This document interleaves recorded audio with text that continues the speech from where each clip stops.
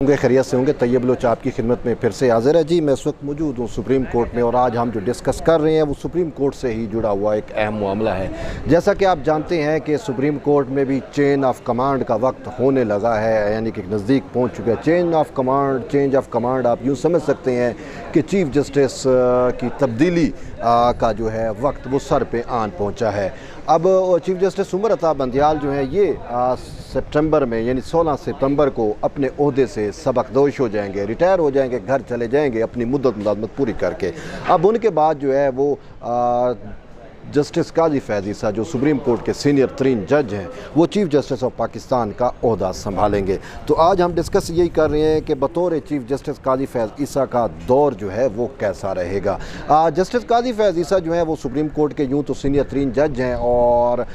उनको जो है बहुत ज़्यादा क्राइसिस का भी सामना करना पड़ा। तकरीबन 9वां या आप समझ सकते हैं ये 10वां हफ्ता चल रहा है जस्टिस काजी फैज़ ईसा को चीफ जस्टिस उमर अता बंदियाल की जानिब से किसी बेंच में भी शामिल नहीं किया गया, वो किसी बेंच में भी शामिल नहीं बल्कि इन चैम्बर जो है वो काम कर रहे हैं। और इसके साथ साथ जस्टिस काजी फैज़ ईसा के खिलाफ जुडिशल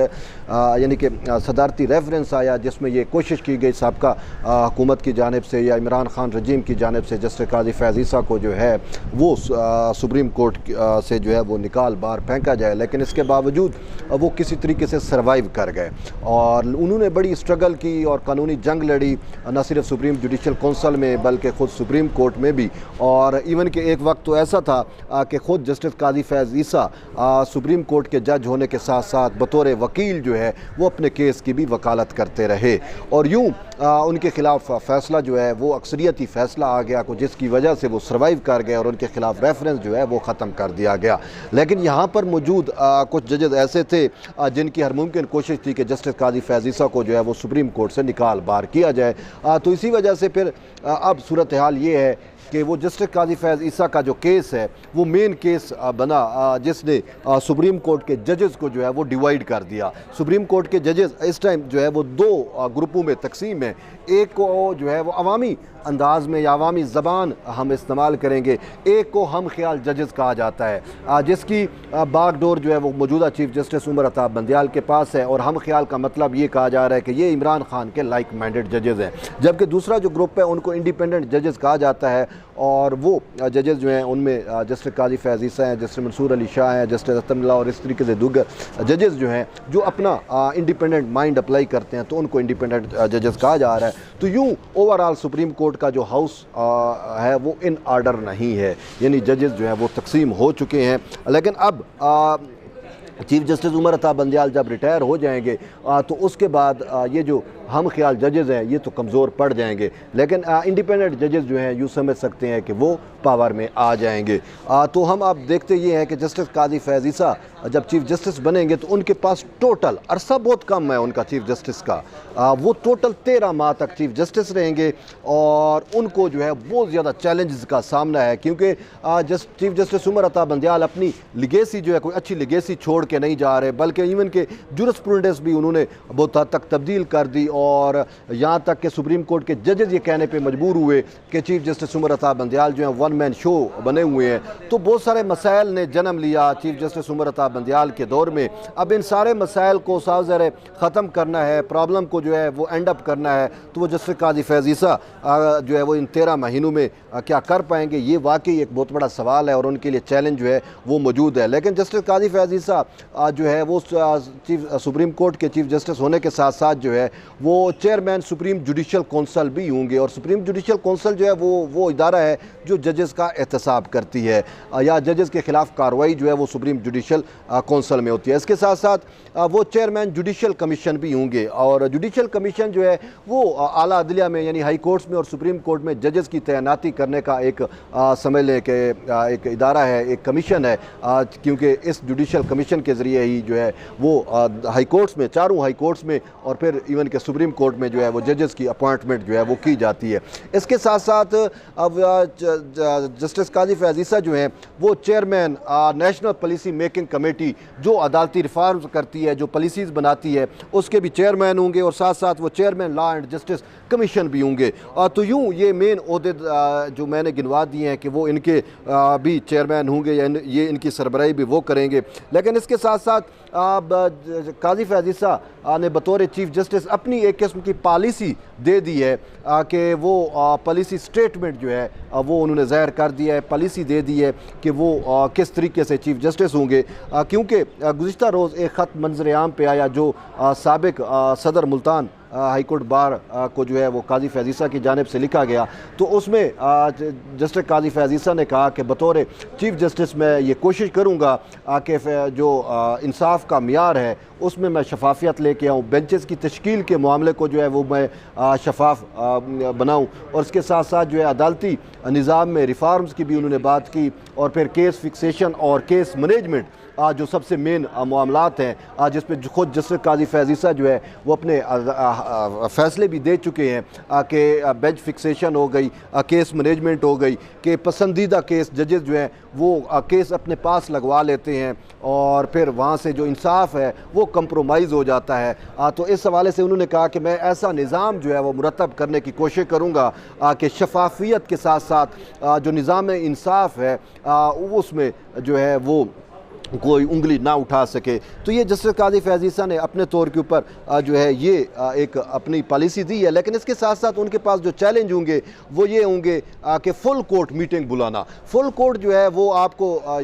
शायद आइडिया हो कि गुज़िश्ता यानी कि 4 साल से जितने भी चीफ जस्टिस है किसी ने फुल कोर्ट नहीं बुलाई, 4 साल से फुल कोर्ट का मीटिंग नहीं हुआ। अब जो सुप्रीम कोर्ट के रूल्स होते हैं वो फुल कोर्ट में बनाए जाते हैं और अब वक्त तकाजा कर रहा है कि भाई फुल कोर्ट बुलाया जाए। तो chief justice Umar Ata Bandial full court बुलाने में नाकाम रहे, जिसकी वजह से वो सुप्रीम कोर्ट के जो रूल्स हैं उसको नए तकाज़ों के मुताबिक, जदीद वक्त के मुताबिक हम आहंग नहीं कर सके, जिसकी वजह से मजबूरन पार्लिमान को जो है ये स्टेप उठाना पड़ा और पार्लिमान ने 184(3) का दायरा कार हो या सुप्रीम कोर्ट जो चीफ जस्टिस के इख्तियारात हैं वो उसमें उन्होंने जो है वो एक किस्म की शफाफियत लेके आए हैं। क्योंकि चीफ जस्टिस जो है वो होली सोली उसके पास इख्तियार होता है बेंच की तश्कील का, तो ये सारे मामला जो हैं फुल कोर्ट में तय होने चाहिए थे। लेकिन चीफ जस्टिस चूँकि जजेस में तकसीम है तो उमर अता बंदियाल जो है वो बतौर चीफ जस्टिस फुल कोर्ट नहीं बुला सके, तो पार्लिमान को जो है मजबूरन सुप्रीम कोर्ट के जो चीफ जस्टिस हैं उसके इख्तियारात जो हैं वो सीनियर जजेस में तकसीम करने पड़े। अब जो है बेंच की तश्कील का जो फैसला होगा बतौर पार्लिमान के इस कानून साजी के, जिसको supreme court practice and procedure bill कहते हैं, अगरचे उसको सुप्रीम कोर्ट ने उड़ा दिया है फ़िलहाल, उसकी जो है अभी मुस्तकबिल का नहीं पता कि वो क्या कानून एक्ट पार्लिमान ने तो बना दिया, वो तो मानती है लेकिन सुप्रीम कोर्ट नहीं मान रही। तो उसमें आज ये है कि सीनियर जजेस की कमेटी होगी और फिर ये मामला जो हैं वो लेके चलेगी। वो 3 जजेस सुप्रीम कोर्ट के सीनियर चीफ जस्टिस और 2 सीनियर जजेस बैठ के फैसला करेंगे। तो ये तो पार्लिमान ने किया, लेकिन दरअसल ये मामला वो था जो सुप्रीम कोर्ट के फुल कोर्ट में होना चाहिए था, चीफ जस्टिस नहीं बुला सके। तो अब जस्टिस काजी फैज़ ईसा के पास ये चैलेंज होगा कि वो फुल कोर्ट बुलाते हैं और क्या इस मामलात को जो है वो किस तरीके से सेटल डाउन करते हैं। फिर इसके साथ साथ जुडिशल कमीशन का जो मैंने जिक्र किया कि जजेस की अपॉइंटमेंट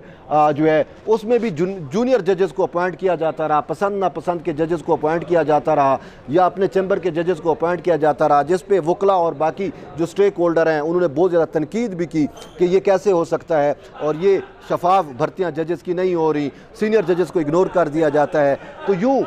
वो भी वजह ये थी कि जुडिशल कमीशन के जो रूल्स हैं वो कोई ख़ास तयशुदा नहीं है, तो जिसकी वजह से जो भी चीफ जस्टिस होता है वो अपनी मनमानी करता है। तो इस पर काजी फैज़ ईसा का एक प्रिंसिपल स्टैंड रहा है कि भाई मैं बतौर चीफ जस्टिस के मैं सीनियरिटी के असूलों को जो है उसको मद्देनज़र रखूँगा, और इस हवाले से उन्होंने जितने भी नाम मुखालफत की जुडिशल कमीशन में जजेस की, तो उनका एक असूल यही था कि भाई ये लोग सीनियरिटी पे नहीं है, तो अगर सीनियर जज हो तो मैं उसकी हिमायत कर सकता हूँ, जूनियर जज की मैं हिमायत नहीं कर सकता। तो यूँ जुडिशल कमीशन के रूल्स में तरमीम को भी वो तजवीज़ दे चुके हैं, लेकिन चीफ जस्टिस उमर अता बंदियाल ने नहीं की। तो अब वो बतौर चीफ जस्टिस जो है वो इस हवाले से भी तरमीम जो है वो करेंगे। इसके साथ साथ एक और अहम इशू जो है वो सुप्रीम जुडिशल कौंसिल के अंदर जो जजेस की शिकायत हैं वो है, अब वो उसको भी देख रहे हैं काजी साहब कैसे जो है वो हैंडल करते हैं कि बड़े बड़े सुप्रीम कोर्ट के जजेस के ख़िलाफ़ भी वहाँ पे शिकायत मौजूद हैं। लेकिन इसके साथ साथ एक और इशू जो है वो ये है कि चीफ जस्टिस काजी फैज़ ईसा जो हैं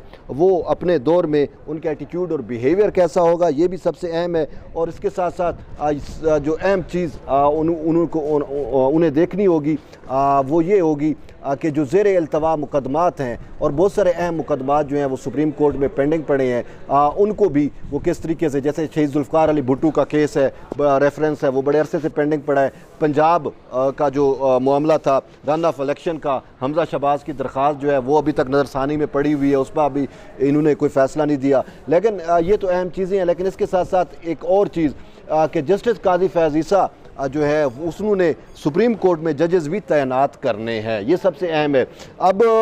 जो है सुप्रीम कोर्ट में 17 जज होते हैं, तो 16 जजेस की तकरीबन अपॉइंटमेंट हो चुकी है। जस्टिस मुसर्रत हिलाली को अगर शामिल कर लें तो 16 जज हो गए। एक जज की अपॉइंटमेंट अभी रहती है। अब वो अपॉइंटमेंट क्या काजी फैज़ ईसा करेंगे या चीफ जस्टिस करेंगे, इस पर तो हम श्योर नहीं है। लेकिन कहा जा रहा है कि छुट्टियों के बाद होगी। तो अभी सुप्रीम कोर्ट में चूँकि जून है, 15 जून से छुट्टियाँ शुरू हो चुकी हैं, तो सितंबर के दूसरे हफ्ते तक छुट्टियाँ होंगी और दूसरे हफ्ते में जो है वो उमर अता बंदयाल भी रिटायर हो जाएंगे। तो इससे हमें यही लग रहा है कि जो एक खाली असामी मौजूद है उस पर अपॉइंटमेंट हो सकता है काजी फैज़ ईसा करें। फिर इसके साथ साथ काजी फैज़ ईसा ने 2 और जजेस की भी अपॉइंटमेंट करनी है, जो खुद उमर अता बंदयाल रिटायर होगा, जस्टिस सरदार तारिक मसूद भी रिटायर होगा। तो यूँ 3 जजेस की अपॉइंटमेंट, अगर ये वाली अपॉइंटमेंट मिला लें तो सुप्रीम कोर्ट में 3 जजेस इन 13 माह के अरसे में जस्टिस काजी फैज़ ईसा को 3 जजेस अपॉइंट करने का मौका भी मिलेगा। अब वो कौन से जजेस अपॉइंट करते हैं और कैसे करते हैं ये तो उनका है। लेकिन बात ये सीधी सी है कि वो सीनियरिटी के असूल के अभी तक हामी हैं। लेकिन सुप्रीम जुडिशल कमीशन के अंदर यानी कि इस हवाले से रूल्स बनेंगे तो चीज़ें सामने आ सकेंगी। तो इसके साथ साथ और भी बड़े अहम जो चीज़ें हैं जो ख़ासकर पार्लिमान ने कानून साजी की है, उसको भी अब देखना होगा कि जस्टिस काजी फैज़ ईसा साहब कैसे हैंडल करते हैं। तो ये तो चीज़ा अहम चीज़ें थी जो मैंने आपसे डिस्कस की कि बतौर चीफ जस्टिस काजी फैज़ ईसा को क्या चैलेंजेस होंगे और उनको 13 माह का अरसा वो किस तरीके से गुजारेंगे। तो बहरहाल एट द एंड यही है कि जुड़े रहिए तैयब बलोच के साथ। मिलते हैं नई वीडियो में, तब तक के लिए इजाज़त दें। अल्लाह हाफ़िज़।